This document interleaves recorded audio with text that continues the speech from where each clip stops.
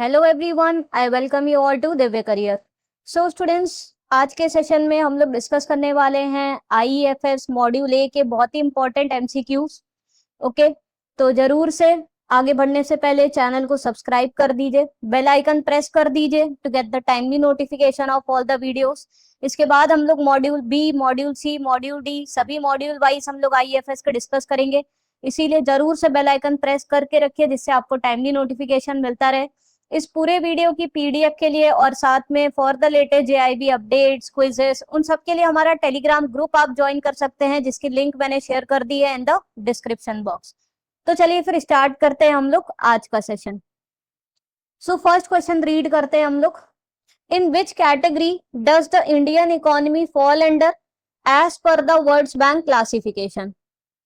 Options are low income, option B lower middle income, option C low upper middle income, option D higher income. So Indian economy किसमें fall करती है? Right answer is lower middle income में। Okay, lower middle income में जो भी countries fall करती है as per the World bank, उनकी पर कैपिटा इनकम कितनी बताई गई है? ये इंपॉर्टेंट क्वेश्चन है जो आपका डायरेक्टली एग्जाम में पूछा जा सकता है। उनकी पर कैपिटा इनकम होती है दैट वेरीज बिटवीन $996 टू $3895। तो जिन कंट्रीज की पर कैपिटा इनकम इनके बीच में होती है उनको हम लोग लोअर मिडिल इनकम में फॉल करती है वो। So Indian economy as per the World Bank classification lower middle income में फॉल करती है। तो ये चार कैटेगरीज उन्होंने बता रखी है depending upon the income: low income, lower middle income, upper middle और हायर इनकम। आपको सिर्फ इंडिया से मतलब है जो कि लोअर मिडिल इनकम में फॉल करती है as per the World Bank. Next question, Index of 8 core industries (ICIs) measures the production in 8 key infrastructure sectors. Which of the following is one of the 8 core industries? Options are textiles, automobiles, cement, software. So 8 core industries जो होती है वो production performance बताती है critical जो 8 sectors हैं उनका। तो आईआईपी से पहले हम लोग क्या है 8 कोर इंडस्ट्रीज का इंडेक्स देखते हैं जिससे कि हमें एक ओवरव्यू मिल जाता है कि किस तरीके से इंडस्ट्रियल सेक्टर परफॉर्म कर रहा है। सो 8 कोर इंडस्ट्रीज में इनमें से कौन सा एक सेक्टर है, इंडस्ट्री है जो लाई करती है? That is option C, cement. बाकी टेक्सटाइल्स, ऑटोमोबाइल और सॉफ्टवेयर इसका पार्ट नहीं है। अब एक बार क्वेश्चन आ चुका है जो 8 कोर इंडस्ट्रीज है ना उनको आपका वेटेज पता होना चाहिए, मतलब एग्जैक्ट परसेंटेजेस नहीं बट किसका मैक्सिमम वेटेज है। तो इसमें नंबर 1 पे आपकी आ जाती है पेट्रोलियम रिफाइनरी प्रोडक्ट्स जिसका अराउंड 28.04% है। इसमें petroleum refinery highest weightage, followed by electricity, followed by steel, followed by coal, then comes your crude oil, natural gas, cement and at last is your fertilisers जिसका 2.63% है। सो ये आपको याद होने चाहिए लाइन से, ठीक है? आपको परसेंटेजेस याद करने की जरूरत नहीं है बट ये लाइन से पता होने चाहिए। इस पे पहले भी एक बार क्वेश्चन आ चुका है। तो पेट्रोलियम रिफाइनरी प्रोडक्ट्स का हाईएस्ट वेटेज है, then electricity, steel, coal, crude oil, natural gas, cement और लास्ट में है आपका फर्टिलाइजर्स। ओके, नेक्स्ट एक न्यूमेरिकल है हमारा। A domestic commercial bank has the following loans and investments, जिसमें कि आपका दिया हुआ है ग्रॉस एडवांसेस 4,50,000 करोड़ के, bill rediscounted with RBI 10,000 crore, non SLR STM bonds given is 25,000 crore, long term infra bonds 30,000 crore, incremental NRE deposits 5,000 crore. You have to compute adjusted net bank credit. So जब आप priority sector lending में जहां आपने percentages पढ़े हैं, जहां पे कुछ परसेंटेज होता है जो बैंक को एज अ टारगेट फुलफिल करना रहता है ऑफ एएनबीसी और सीईओबी विच एवर इज हायर, तो उसमें एएनबीसी फाइंड आउट करने रिलेटेड आपकी क्या है न्यूमेरिकल क्वेश्चंस पूछे जाते हैं। तो वो आपको क्या है करने आने चाहिए। ओके, तो आपका फॉर्मूला क्या होता है? एएनबीसी को फाइंड आउट करने से पहले आपको क्या है नेट बैंक क्रेडिट निकालना पड़ता है। नेट बैंक क्रेडिट क्या होता है? टोटल जो बैंक का एडवांसेस है, ग्रॉस क्रेडिट जो है बैंक का, minus the bills which are rediscounted by the bank with RBI. तो ये अगर करते हैं तो क्या आता है, नेट बैंक क्रेडिट आता है। सो नेट बैंक क्रेडिट क्या हो जाएगा, ग्रॉस क्रेडिट क्या है, टोटल है 4,50,000 करोड़ का, माइनस बिल रीडिस्काउंटेड बाय आरबीआई है 10,000 crore. So net bank credit कितना हो जाएगा, 4,40,000 करोड़। अब हम लोग को ए एन बी सी निकालना है, जो कि है एडजस्टेड नेट बैंक क्रेडिट, जिसमें अब हम लोग कुछ इसमें एडजस्टमेंट्स करेंगे नेट बैंक क्रेडिट में, तो ये आता है हमारा। तो इसका हो जाएगा आपका नेट बैंक क्रेडिट प्लस जो non SLR held to maturity bonds होते हैं उसको इसमें हम लोग ऐड करते हैं। अगर बैंक ने कुछ जो एसएलआर के अंदर नहीं फॉर्म करते, अब कुछ होते हैं बॉन्ड्स गवर्नमेंट सिक्योरिटीज जो बैंक को इन्वेस्ट करने रहते हैं as per statutory liquidity ratio उसके अंदर में, तो उसके अंदर में वो बॉन्ड्स नहीं आते, but they are held till maturity. तो नॉन एसएलआर एचटीएम बॉन्ड्स को इसमें हम लोग प्लस करते हैं, माइनस कुछ इसमें डिडक्शंस होते हैं, एलिजिबल डिडक्शंस, वो इसमें हम लोग माइनस कर सकते हैं। सो नेट बैंक क्रेडिट है आपका 4,40,000 crore. Non SLR HTM bonds जो बैंक ने करे हैं वो इन्वेस्ट 25,000 करोड़ के, ये सब करोड़ में है। माइनस कौन से डिडक्शन इसमें माइनस कर सकते हैं, अगर कुछ long term infrastructure bond issue करें उसको एलिजिबल है, उसको हम लोग डिडक्ट कर सकते हैं, उसको रिकॉन करने की जरूरत नहीं है। और अगर एडिशनल कुछ एनआरई डिपॉजिट्स है बैंक के पास तो उसको भी माइनस कर सकते हैं। सो माइनस में आपका 30,000 करोड़ और 5,000 करोड़ को आप माइनस कर दोगे। सो इसको आप सॉल्व कर लीजिएगा, 4,40,000 प्लस 25,000 माइनस 30,000 माइनस 5,000, तो ये आपका आ जाएगा 4,30,000 करोड़। आपका आंसर हो जाएगा ऑप्शन सी। ओके, 4,30,000 करोड़। इसका पूरा एक्सप्लेनेशन मैंने यहाँ भी दिया है जो आपको पीडीएफ में मिल जाएगा। पीडीएफ के लिए आपको हमारा टेलीग्राम ग्रुप ज्वाइन करना रहेगा, जिसकी link I have shared in the description box. Next question देखते हैं। Miss Diya is buying a house in a city A which is having a population of 35 lakhs। House cost है 55 lakhs का, loan requested है 44 lakhs, renovation cost included in the whole project is 1 lakh, total unit cost जो वो घर ले रही है उसका कॉस्ट है 56 lakh। ओके, सो अब आपको बताना है what amount of home loan given by the bank in this case is record as PSL achievement for bank. इस टाइप के ही केसेस आपके क्या है एक्चुअल एग्जाम्स में आते हैं। सो अब देखिए आपको ये पता होना चाहिए, अब जो पीएसएल रिक्वायरमेंट है अगर हाउसिंग लोन की बात करते हैं तो वहां सेंटर्स को 3 में डिवाइड किया गया है depending upon the population. Lowest है बिलो 10 lakhs, फिर है 10 to 50 lakhs, फिर है आपका अबव 50 lakhs। तो ये 35 lakhs की पॉपुलेशन है, तो वो जो हमारा सेकंड सेंटर वाला है उसका रूल एप्लीकेबल होगा, जहां पॉपुलेशन वेरी करती है 10 लाख से 50 lakhs के बीच में। जहां पे क्या रूल है हमारा, जहां हम मैक्सिमम लोन दे सकते हैं जो पीएसएल में क्वालिफाई हो जाएगा, दैट इज ₹45 lakhs तक का अगर हाउसिंग लोन बैंक देती है 45 lakhs से उससे कम तो पीएसएल में काउंट हो जाएगा। साथ में जो हाउस की जो कॉस्ट है मैक्सिमम कॉस्ट वो कितनी हो सकती है, अप टू ₹57 lakhs। उससे ज्यादा की कॉस्ट है तो अगेन वो पीएसएल में काउंट नहीं होगा। 35 lakhs की पॉपुलेशन है तो हमने 10 to 50 lakhs वाली कंडीशंस देखना है हमें फुलफिल हो रही है कि नहीं। सो उसने लोन कितना रिक्वेस्ट, पहले तो हाउस कॉस्ट कितना है 55 lakhs, यहाँ पे maximum house cost eligibility 57 lakhs की है, उसका 57 से कम ही है 55 lakhs, तो ये कंडीशन आपकी मीट हो रही है। ओके, मैक्सिमम लोन इसमें 45 lakhs तक का दे सकते हैं, उसने वैसे भी उससे कम ही रिक्वेस्ट किया 44 lakhs, इसी में ही हाउस कॉस्ट में ही 1 lakh का रेनोवेशन कॉस्ट सब जुड़ा ही है, उससे हमें मतलब नहीं है। ओके, ये गलती से 2 बार लिख दिया, total unit cost house cost दोनों में एक ही चीज लिखी है। चलिए हम 55 ही lakhs मान के चल रहे हैं, 56 होता तो भी एलिजिबल हो जाता है क्योंकि 57 lakhs तक का हाउसिंग कॉस्ट एलिजिबल है। ये लास्ट लाइन हम लोग कट कर देते, 2 बार आ गया हाउसिंग कॉस्ट की बात। ओके, सो 55 lakhs 57 से तो कम ही है तो ये भी ओके है। 45 lakhs तक का लोन दे सकते हैं, उसने 44 लाख की डिमांड करी है। सो मैक्सिमम कितना लोन दे सकते हैं, मैक्सिमम लोन हम उतना ही देंगे जितना भाई उसको रिक्वायरमेंट है, और उसके घर की भले ही कितनी भी कीमत हो बट उसको रिक्वायरमेंट 44 lakhs है। सो 44 lakhs तक का उसको लोन दिया जाएगा which will be counted under PSL. Option A is the right answer. Okay 43 हम लोग 1 माइनस करके क्यों देंगे, 44 की उसको जरूरत है। अनक्वालिफाइड ये है नहीं, क्वालिफाई हो गया है, depending upon the housing cost and loan requested in this centre which is having population of 35 lakhs। और हम लोग को 45 lakhs का लोन देंगे नहीं, क्योंकि उसको रिक्वेस्टेड 44 ही की करिए, उसको जरूरत जितने की उससे ज्यादा का लोन तो देंगे नहीं। ठीक है, so option A is the right answer. I hope ये आपको क्लैरिटी हुआ होगा।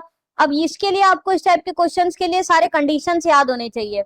जहां पॉपुलेशन अबव 50 lakhs की कंडीशन है, वहां पे मैक्सिमम लोन कितना था वो आपको याद रखना है, 50 lakhs का। और वहां पे जो ड्वेलिंग कॉस्ट है, हाउसिंग का कॉस्ट, वो है अप टू 63 lakhs का। तो उसमें आपको वैसे कंडीशन चेक करनी रहेगी, अगर मेट्रोपॉलिटन सिटीज लिख दिया जहां पे 50 लाख से ज्यादा की पॉपुलेशन है। एकदम लोअर सेंटर्स में जहां पर बिलो 10 lakhs की पॉपुलेशन है, वहां पे लोन कितना दे सकते हैं, 35 lakhs का। और जो हाउसिंग कॉस्ट है वो मैक्सिमम हो सकती है 44 lakhs की। ओके, तो ये सब आपको याद होने चाहिए। लोन्स आपका डिपेंडिंग अपॉन द सेंटर क्या है, 35, 45 और 50। और जो हाउसिंग कॉस्ट है वो है 44, 57 एंड 63 lakhs।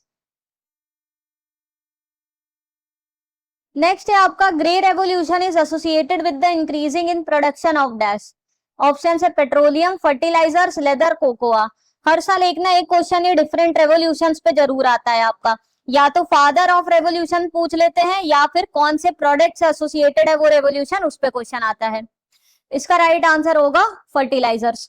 तो आपको याद रखना है जो पेट्रोलियम प्रोडक्ट्स हैं, इसमें कंफ्यूज नहीं होना है, that is associated with black revolution है। उसमें पेट्रोलियम प्रोडक्ट्स के ऊपर फोकस किया गया था। लेदर और कोकोआ जो है that is of brown revolution. और फर्टिलाइजर से आपका ग्रे रेवोल्यूशन। इसमें बहुत स्टूडेंट्स कंफ्यूज होते हैं, तो हमें कंफ्यूज नहीं होना है। आपका एग्जाम में पहले आपका गोल्डन रेवोल्यूशन पे आ चुका है, which is related with the production of horticulture, honey and fruits. साथ में father of revolution, yellow revolution का पूछा जा चुका है in one of the previous year, जो कि सैम पिट्रोदा है। तो फादर ऑफ रेवोल्यूशन याद रखेगा, खासकर green revolution Swaminathan, white revolution या operation flood Verghese Kurien, yellow revolution Sam Pitroda. Okay, तो इस टाइप के क्वेश्चंस आपके क्या है एग्जाम में पूछे जाते हैं। नेक्स्ट है, the government has transition to a new base year for GDP and macroeconomic indices to reflect the modern digital economy. What is the new base year for GDP? Options are 2011-12, 2021-22, 23-24, 22-23। So GDP का base year revise हुआ है from 2011-12। ये आपका old base year था, जो कि अब revise होके कितना हो गया, 22-23। Option D is the right answer. तो क्योंकि ये नया रिवीजन है, तो इस पे जरूर से एग्जाम में क्वेश्चन पूछे जाने के हाई चांसेस है। क्योंकि क्या होता है, ये जो जीडीपी बेस ईयर है वो हर 5 साल में रिवाइज होना जरूरी है। बट इसमें आप देख सकते हो काफी टाइम लग गया, क्योंकि बीच में कोविड वगैरह आ गया था, इसलिए इकोनॉमिक इंडिकेटर चेंज नहीं हुए थे। तो अब क्या अपडेटेड कंजम्पशन पैटर्न्स है, कौन से न्यू सेक्टर्स हैं, ओके, उन सबको ये क्या करेक्टली रिफ्लेक्ट कर पाता है। ओके, और साथ में आपको ये भी याद होना चाहिए, सीपीआई का भी बेस ईयर चेंज होकर क्या हो गया है, 23-24 हुआ है। सो 2024 नया बेस ईयर है फॉर सीपीआई। जीडीपी का नया बेस ईयर है 23। आईआईपी का भी बात चल रही है, जुलाई तक चेंज हो जाएगा, जो कि आपका हो जाएगा अगेन 23 हो जाएगा, 22-23 वाला। ठीक है, तो ये आपको क्या है बेस ईयर सबके याद रखने हैं, जो नए बेस ईयर अब आ रहे हैं। ये एकदम लेटेस्ट क्वेश्चन है, जो लेटेस्ट रिपोर्ट पर बेस्ड है, अप्रैल 26। देखिए ये आपको क्या है, इसीलिए आपको इकोनॉमी, इंडियन इकोनॉमी में करंट अफेयर्स अपडेट होने की जरूरत है। ओके, आरबीआई के सर्कुलर्स पढ़ते रहने की जरूरत है। मैकमिलन बुक में क्या आपका सारा डेटा आउटडेटेड ही है, वो 23 की बुक्स है, जिसमें 21, 22 का डेटा मिलेगा। ओके, तो इसलिए आपको जो भी क्वेश्चंस आते हैं वो हमेशा ही नए कोई चेंजेस होते हैं उस पर बेस्ड आते हैं। So as of April 2026 International Monetary Fund World Economic Outlook, India is ranked as the dash largest economy in the world by nominal GDP. Options are 4th, 5th, 6th, 8th. So right answer है option सी 6th। पहले जो India थी that was the 4th largest economy. अब क्योंकि GDP base year भी revise हुआ और India की जो रूपी की वैल्यू है वो भी काफी डेप्रिशिएट हो रही है अगेंस्ट डॉलर, तो अब उसकी जीडीपी स्लिप होकर 6th रैंक पे आ गई है। साथ में प्रोजेक्टेड जीडीपी है 4.15 ट्रिलियन डॉलर है। ये रिपोर्ट आईएमएफ ने रिलीज करी है, वर्ल्ड इकोनॉमिक आउटलुक, जहां पर अब इंडिया की जो rank as per the nominal GDP वो स्लिप हो गई है 4th से 6th। ये पहले ओल्ड रैंक थी लास्ट ईयर तक, अब ये इंडिया की न्यू रैंक ये है।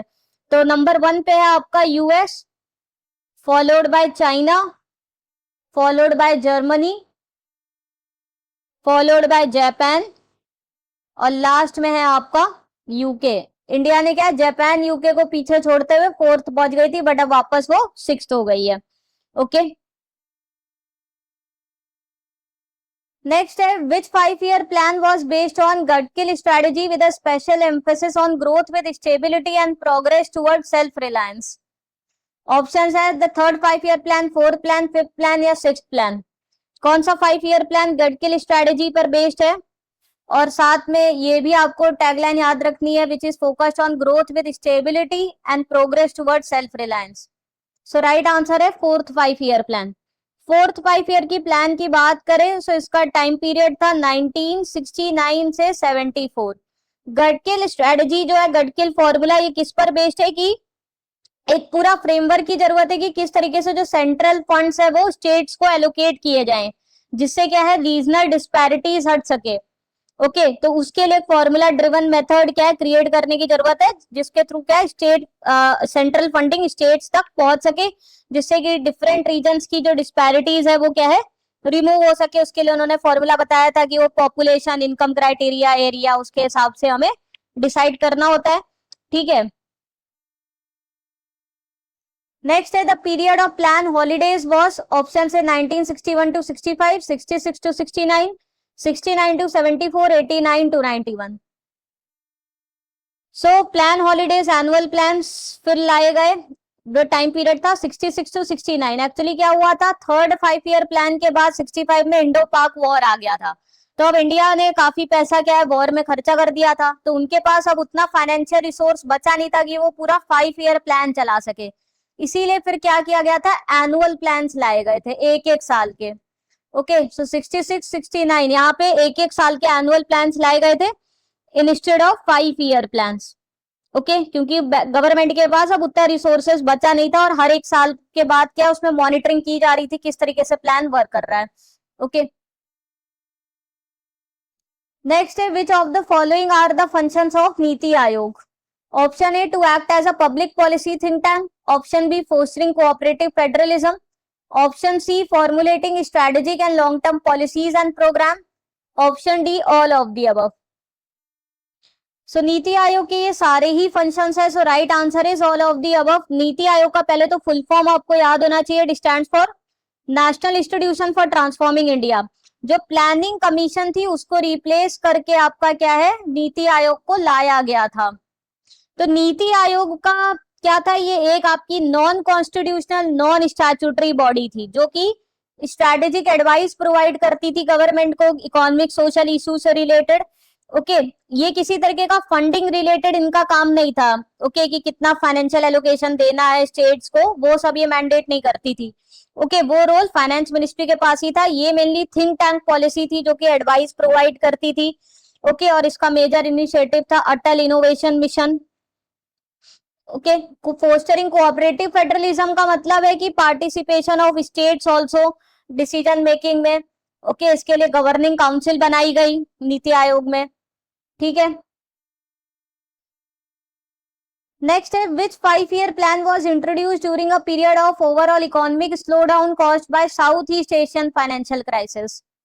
ऑप्शन है 8th plan, 9th plan, 10th plan, 11th plan. So south east financial crisis के समय जो प्लान आया था वो था आपका 9th 5-year प्लान। इसका टाइम पीरियड था आपका 1997 से 2002। इसमें ये भी याद रखिएगा, इसमें मेन ऑब्जेक्टिव था 9th 5-year का growth with justice and equity. ये सब टैगलाइंस वगैरह ऑब्जेक्टिव्स की ये सब याद रखनी इंपॉर्टेंट है कि कौन से 5-year प्लान से एसोसिएटेड थी। इस प्लान में फोकस दिया गया था on 7 basic minimum services. Okay, कि भाई यूनिवर्सल आपका हेल्थ केयर फैसिलिटी हो, प्राइमरी एजुकेशन हो, शेल्टर हो, उन सब पे फोकस दिया गया था, ड्रिंकिंग वाटर फैसिलिटी हो। ओके, तो ये इंपॉर्टेंट पॉइंट्स है related to 9th 5-year plan की। South east Asian financial crisis की बात हुई है, उस समय आया था, and growth with justice and equity and 7 basic minimum services, these 3 points are associated with 9th 5-year plan. फिर एक क्वेश्चन आपका लास्ट ईयर भी आया था कि गरीबी हटाओ को स्लोगन कौन से 5 ईयर प्लान के अंदर था, तो 6th 5 ईयर प्लान के अंदर में था। ओके, नेक्स्ट है what is the maximum annual turnover for a micro enterprise as per the revised classification effective from 1st April 2025। Options are up to 5 crore, up to 10 crore, up to 2.5 crore, up to 50 crore. So maximum annual turnover कितना हो सकता है micro enterprises का? Right answer is up to 10 crore. तो देखिए इसमें आपको बहुत ही इजी है ये टेबल याद करना, बहुत ही सिंपल सी ट्रिक है। ओके, इन्वेस्टमेंट लिमिट और टर्नओवर लिमिट दो बेसिस पे डिवाइड किया गया है, माइक्रो, स्मॉल और मीडियम एंटरप्राइजेस। ये सारे ही जो फिगर्स हैं ये आपके किस में है? करोड़ में है। सो आपको माइक्रो का एक का याद रखना है, बाकी की ट्रिक अप्लाई हो जाएगी। माइक्रो का इन्वेस्टमेंट लिमिट है 2.5 करोड़ और टर्नओवर लिमिट है 10 करोड़। फिर जो भी स्मॉल की लिमिट है वो 10 टाइम्स है माइक्रो की, जो भी मीडियम की लिमिट है वो 5 टाइम्स है स्मॉल की।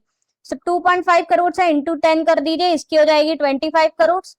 10 इंटू 10 100 करोड़। मीडियम की हमें स्मॉल की 5 टाइम्स है, 25 इंटू 5 125, 100 इंटू 5 500 करोड़। तो इस तरीके से क्या है, आप पूरी टेबल को याद रख सकते हो। सिर्फ माइक्रो की याद रखिए, इन्वेस्टमेंट लिमिट है 2.5 करोड़ की, टर्नओवर है 10 करोड़ की, फिर 10 टाइम्स स्मॉल की है और मीडियम की है 5 टाइम्स ऑफ स्मॉल। ओके, तो लास्ट ईयर ये सिंपल क्वेश्चन भी आया था कि what is the ratio between the maximum investment limit of micro and small. तो उसमें अगर आपको 2.5 और 25 नहीं भी याद था, बट ये याद था अगर ये कि ये स्मॉल की जो भी है आपकी, चाहे इन्वेस्टमेंट की लिमिट चाहे टर्नओवर की, हमेशा रेशियो आपका 1:10 का बनेगा। ओके, और स्मॉल और मीडियम की बात करी जाएगी तो आपका 1:5 का रेशियो बनेगा। इनका हमेशा 1:5 का बनेगा और इसका 1:10 का बनेगा। ओके, नेक्स्ट है which of the following is not one of the 4 pillars of make in India programme. Options are new infrastructure, new processes, new governance, new mindset.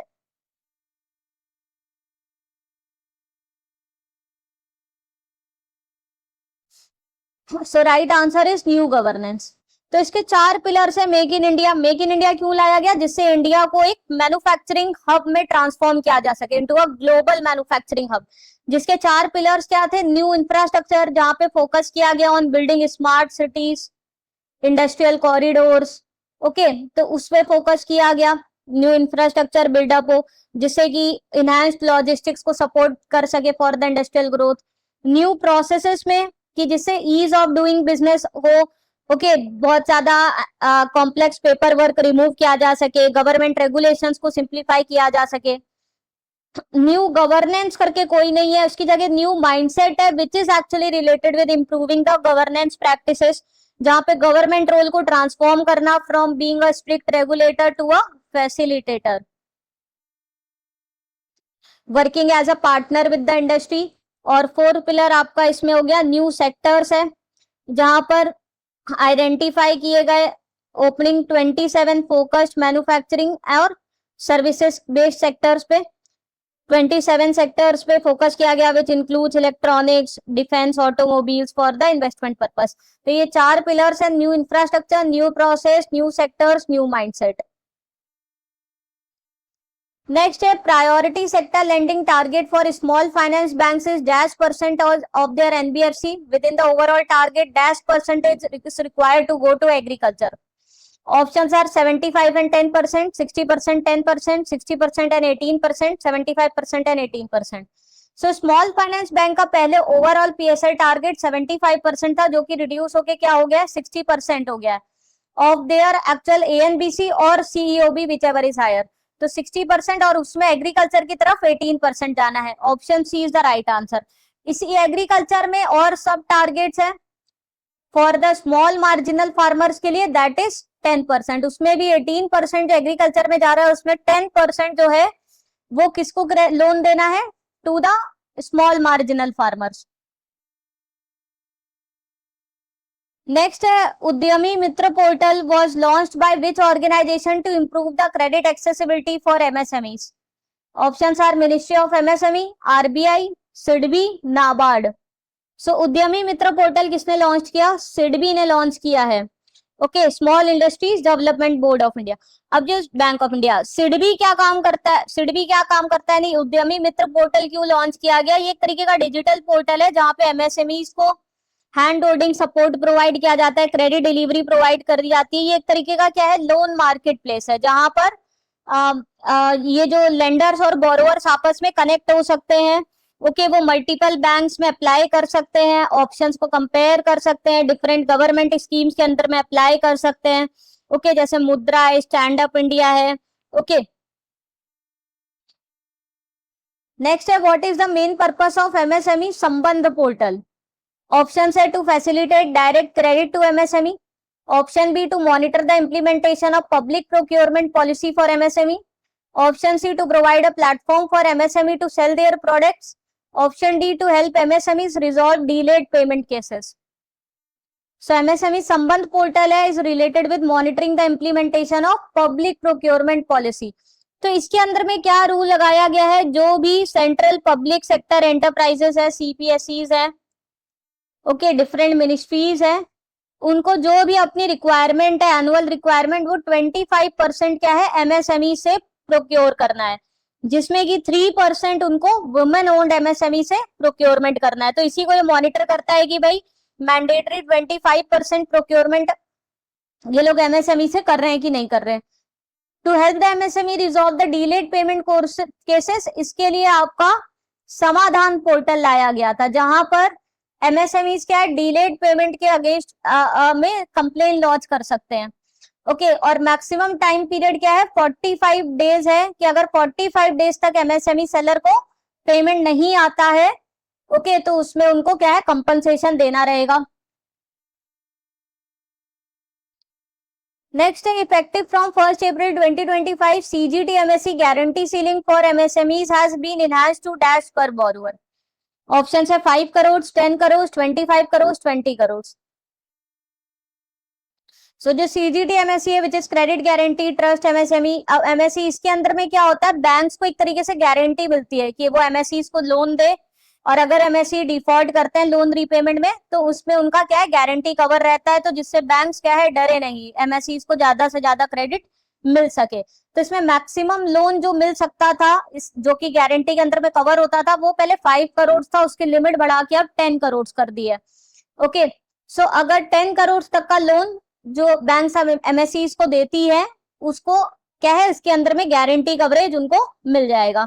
पहले 5 करोड़ था, जो कि इनहैंस होके 10 करोड़ तक का लोन इसके अंदर में अब कवर होता है। नेक्स्ट है, India has made 5 Panchamrit commitments to combat the climate change in 2021, which is not one of them. Option है achieving 500 gigawatt non fossil energy capacity by 2030, option B fulfilling 50% of the energy requirements from non fossil fuel by 2030, option C reducing total projected carbon emissions by 1 billion tons from 2021 till 2030, by 2030 India will reduce its carbon intensity of the economy by 35% from 2005 levels. So कौन सा incorrect है, right answer है option D. इसमें India ने क्या commit किया है, to reduce the carbon intensity not by 35% but by 45% from 2005 levels. तो पांचों कमिटमेंट्स याद होने चाहिए, ये तीनों आपके करेक्ट है, और इसका हो जाएगा रिड्यूस बाय 45%, और लास्ट आपका net zero carbon emission by 2070। अब इसमें कुछ क्या है, अपडेशन है एक्चुअली, आपका 20 मार्च 2026 में न्यू कमिटमेंट्स आए हैं फॉर द पीरियड 2031-2035 के, जहां पर डिवाइस कमिटमेंट्स के अंदर में ये है कि जो एमिशन इंटेंसिटी है of GDP that would be reduced by 47% by 25, okay, as compare to 2005 level. तो 2030 तक 45% रिड्यूस करेंगे और 2035 तक 47% रिड्यूस कर देंगे, ये न्यू कमिटमेंट है। दूसरा न्यू कमिटमेंट है, जो नॉन फॉसिल फ्यूल एनर्जी का जो शेयर है इन द टोटल इलेक्ट्रिसिटी, उसमें था पहले 50%, बाय 2030 इसमें इनहेंसमेंट किया है कि 60% कर देंगे बाय 2035। तो ये न्यू कमिटमेंट्स इन्होंने और प्लेस करें, वो जो आप याद रखिएगा 2035 के, 2030 तक 50% नॉन फॉसिल, अब क्योंकि ये पहले ही अचीव हो जाएगा तो इसमें न्यू डाल दिया कि 60% अब हमारे जो इलेक्ट्रिसिटी कंजम्पशन रिक्वायरमेंट है वो नॉन फॉसिल फ्यूल्स के थ्रू करेंगे बाय 2035। और जो एडिशनल कार्बन सिंक क्रिएट करेंगे, जो पहले 2.5 बिलियन टन्स का था, वो अब 3.5 से लेकर 4 बिलियन टन्स का कर देंगे। ओके, और फॉरेस्ट भी कवर लगाएंगे और पेड़ उगाएंगे, तो जिससे 3.54 बिलियन टन्स का कार्बन और क्या है कंज्यूम हो सकेगा, मतलब सिंक हो सकेगा उसके अंदर में फॉरेस्ट के थ्रू। Okay, bye 2035। तो ये 3 न्यू कमिटमेंट्स है जो आपको अगेन याद रखते हैं, क्योंकि ये मार्च 2026 में ही इंडिया ने अप्रूव करे हैं NDC for the 2031-35 period. Okay, next है which of the following is not considered a component of hard infrastructure? Option है ports, pipelines, libraries, roads. So right answer है लाइब्रेरीज। लाइब्रेरीज आपके सॉफ्ट इंफ्रास्ट्रक्चर में आते हैं। तो हार्ड इंफ्रास्ट्रक्चर में आपकी क्या है, फिजिकल सिस्टम्स आते हैं, फिजिकल नेटवर्क्स आते हैं, जिसमें आपका ट्रांसपोर्टेशन सिस्टम आ जाता है, रोड्स, ब्रिज, रेलवेज, ये सब। वाटर सप्लाई सिस्टम आ जाता है, एनर्जी आ जाता है, पावर ग्रिड्स वगैरह, natural gas pipelines, telecommunication network आ जाता है। सॉफ्ट में आपका क्या क्या आता है, इंस्टीट्यूशनल सिस्टम आ जाता है, जिसमें आपका एजुकेशन आ जाता है, schools, university, training facilities, health care system आ जाता है, hospitals, clinics, government and law enforcement agencies, public, fire courts, financial institutions आ जाता है, बैंक्स वगैरह, और कल्चरल आ जाता है, जिसमें आपके पार्क्स, लाइब्रेरीज, म्यूजियम आते हैं। इस टाइप का क्वेश्चन आपका one of the previous year में आ चुका है, जिसमें आपको पता लगाना था कि इनमें से कौन सा एक हार्ड या सॉफ्ट इंफ्रास्ट्रक्चर नहीं है। Okay, so physical networks hard infrastructure में है, इंस्टीट्यूशंस आपके सारे सॉफ्ट इंफ्रास्ट्रक्चर का पार्ट है, जो कि इकोनॉमिक सोशल डेवलपमेंट के लिए बहुत इंपॉर्टेंट है। नेक्स्ट है as per IRENA statistics which is international renewable energy agency, globally India stands dash in the renewable energy power capacity, dash in wind power and dash in solar power capacity. So latest statistics के according जो India की ranking है, that is option A, India stands 4th in the total renewable energy power capacity, 4th in the wind power capacity and 3rd in the solar power capacity. तो ये rankings है जो आपको याद रखनी है। नेक्स्ट है which of the following is not a protectionism measures? Option है increasing tariffs, option B embargoes, option C placing import quota, option D increasing capital account convertibility. So protectionist measures लिए जाते हैं जब जैसे अभी बहुत ज्यादा ग्लोबल डिस्ट्रप्शंस है, तो उनका कम से कम इम्पैक्ट पड़े हमारी इकोनॉमी पे। तो हम लोग क्या है, डोमेस्टिक प्रोडक्शन को ही और ज्यादा बूस्ट करने की कोशिश करते हैं, इंटरनेशनल ट्रेडिंग कम से कम करते हैं, इंपोर्ट एक्सपोर्ट कम से कम करते हैं। ओके, तो कौन से इसमें से नहीं है प्रोटेक्शनिस्ट मेजर? अगर आप टैरिफ रेट बढ़ा दोगे तो ऑफकोर्स आपकी इंपोर्ट ड्यूटी एक तरीके से बढ़ा रहे हो, इंपोर्ट कॉस्टली हो रहे हैं, तो आप क्या इंटरनेशनल ट्रेड को हैम्पर कर रहे हो। इम्बार्गोस का मतलब तो गया आप कंप्लीट रिस्ट्रिक्ट कर रहे हो किसी स्पेसिफिक गुड्स को इंपोर्ट के लिए। इंपोर्ट कोटा लगा रहे हो प्लेस की, मतलब आप रिस्ट्रिक्ट कर रहे हो कि मैक्सिमम कितनी क्वांटिटी इंपोर्ट हो सकती है। कैपिटल अकाउंट कन्वर्टेबिलिटी बढ़ा दे रहे हो, तो ये प्रोटेक्शनिस्ट मेजर नहीं है, इसमें तो आप और ज्यादा लिबरल वे में अलाउ कर रहे हो for the foreign investments, foreign trade and all. Okay, so option D is the right answer. Next है विकसित भारत ग्रामीण act 2025 has replaced the MNREGA which increases the guaranteed employment from dash to dash days per rural household. अब बहुत से students को पता ही नहीं है कि मनरेगा एक्ट रिप्लेस हो चुका है। ओके, सो किससे रिप्लेस हुआ है ये भी नहीं पता, तो किससे रिप्लेस हुआ है वो भी पता होना चाहिए। It has been replaced with Viksit Bharat ग्रामीण। ग्रामीण का भी इसमें फुल फॉर्म है विच इज गारंटी फॉर रोजगार एंड आजीविका मिशन। ग्रामीण का फुल फॉर्म है गारंटी फॉर रोजगार एंड आजीविका मिशन। ओके, तो इसको शॉर्ट में आप विकसित भारत ग्रामीण जी एक्ट इस तरीके से याद रख सकते हो। सो मनरेगा में आपको याद होगा इसमें कुछ पर्टिकुलर डेज का वेज एम्प्लॉयमेंट मिलता है पर हाउस होल्ड को गारंटीड, वो इसमें बढ़ाया गया अंडर विकसित भारत एक्ट। सो क्या है answer? From 100 to 150 days enhancement हुआ है, 100 to 125 days, 125 to 150 days, 100 to 200 days.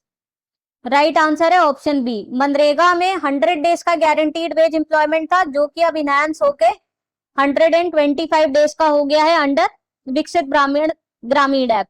Okay, यहाँ पर जो फोकस किया गया है वो 4 प्रायोरिटी एरियाज में किया गया है। 4 प्रायोरिटी एरियाज है। टाइप्स ऑफ वर्क की अगर बात करी जाए अंडर दिस एक्ट, जो अगेन याद होना चाहिए, एक है वाटर सिक्योरिटी रिलेटेड वर्क्स पे ज्यादा फोकस किया जाएगा। दूसरा है on building rural infrastructure. Third है on enhancing livelihood infrastructure.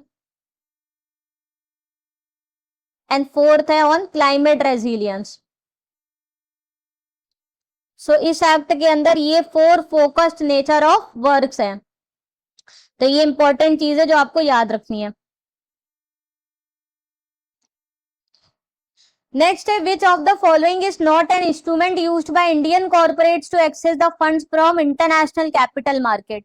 Option है American depository receipt, option B global depository receipt, option C foreign currency convertible bonds, option D initial public offerings. So इनमें से कौन से ऑप्शन के through, कौन से instrument के थ्रू इंटरनेशनल कैपिटल मार्केट से फंडिंग नहीं उठाई जा सकती? राइट आंसर है आईपीओ। आईपीओ आपका इंडियन मार्केट में स्टॉक एक्सचेंज में लिस्ट होकर इंडियन इन्वेस्टर से फंड उठाने का मीडियम है। एडीआर क्या होता है? इसके थ्रू आप क्या कर सकते हो, अमेरिकन जो स्टॉक एक्सचेंजेस पे फॉरेन कंपनी ट्रेड हो रही है, ओके, उससे रिलेटेड आप ये क्या है, सर्टिफिकेट होल्ड कर सकते हो। जीडीआर में जो अदर यूरोपियन स्टॉक एक्सचेंजेस पे फॉरेन कंपनी होल्ड लिस्ट है। एफसीसीबी के थ्रू अगेन आप क्या है, बॉन्ड्स इशू कर सकते हो टू द फॉरेन इन्वेस्टर, जो कि फॉरेन करेंसी में डिनोमिनेटेड है। सो ये तीनों मीडियम है to have an access to the foreign capital market, foreign funds, foreign investors. Next है what does A in the CAMEL supervisory rating system stand for? Options है amalgamation, asset quality, accountability, assessment. So right answer है option है asset quality. So CAMEL's framework है किसी bank की strength जानने का, कितना अच्छे से स्ट्रॉन्ग है वो। तो C stands for capital adequacy, उसकी कैपिटल एडुकेसी चेक की जाती है कि भाई उसके पास सफिशिएंट कैपिटल है कि नहीं टू एब्जॉर्ब द लॉसेस। ए में उसकी असेट क्वालिटी चेक की जाती है। असेट्स बैंक के क्या होते हैं, लोन्स, एडवांसेस और इन्वेस्टमेंट्स। ओके, तो वो किस क्वालिटी के हैं, एनपीएस कितने हो रहे हैं उसमें से, वो देखी जाती है। मैनेजमेंट क्वालिटी चेक की जाती है, क्या कितनी अच्छी लीडरशिप है, कितना अच्छा कंट्रोल रिस्क वगैरह उसने इंप्लीमेंट कर रखा है। ई से हम लोग अर्निंग्स चेक करते हैं, कितनी प्रॉफिटेबिलिटी है, कितनी सस्टेनेबिलिटी है अर्निंग्स की। एल से लिक्विडिटी चेक करते हैं कि कितने इजिली वो अपने शॉर्ट टर्म लाइबिलिटीज को मीट कर पाती है। एस से sensitivity to the market risk, sensitivity to different market risk, की भाई अगर मार्केट में इंटरेस्ट रेट चेंज होता है या फॉरेन एक्सचेंज रेट चेंज होता है या डिफरेंट कमोडिटी प्राइसेस चेंज होते हैं तो उसका बैंक की अर्निंग्स पे कितना इंपैक्ट बढ़ रहा है। ओके, सो ये कैमल फ्रेमवर्क है जो एक internationally recognised supervisory rating system है। ओके,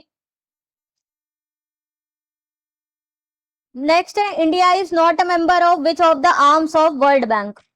ऑप्शन है MIGA, ICSID, IBRD, IFC। So World Bank के टोटल 5 आर्म्स है, उसमें से 4 के इंडिया मेंबर्स है और 1 का मेंबर नहीं है। राइट आंसर है ICSID का। फुल फॉर्म क्या है, international centre for the settlement of investment disputes. MIGA का मेंबर है बट फाउंडिंग मेंबर नहीं है। तो इंडिया देखिए ये 3 का तो क्या है, फाउंडिंग मेंबर्स है। IBRD, IFC और ईडा का फाउंडिंग मेंबर्स है।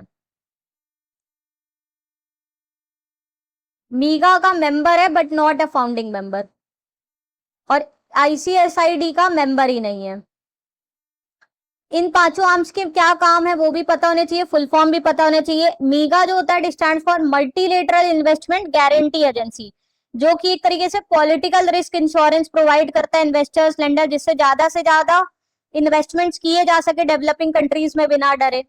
ICSID है जो कि सेटलमेंट करता है इन्वेस्टमेंट डिस्प्यूट्स को, तो ये आर्बिट्रेशन वगैरह को फैसिलिटेट करता है अगर कोई डिस्प्यूट होता है between government and international investor.